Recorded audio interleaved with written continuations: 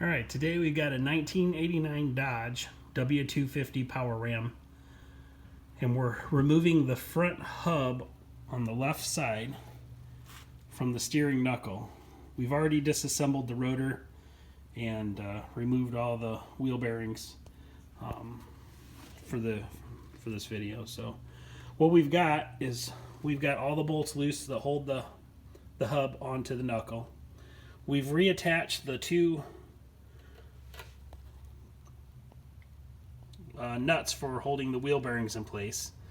We put both of them on there. We screwed them on all the way as far as they can go to the back.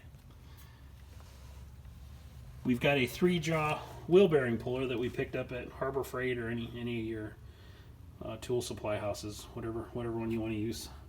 But we picked a whole setup at Harbor Freight for pretty cheap. And we've got it set up, ready to disassemble it. I've seen a lot of videos on the internet where you get people that are trying to come in here and separate the hub from the knuckle and damage and everything, and working on it for an hour. So we're going to see how this works for us here. And like I said, we got it set up, and we're going to try to pull this off.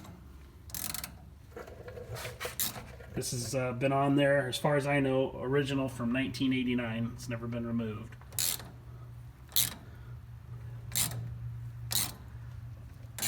So you can see it's already starting to separate. I've got just my right hand using very little effort at all. And that quick we got the hub off. So hope this video helps somebody. This is a Dana 44 front axle on a 1989 Dodge W250.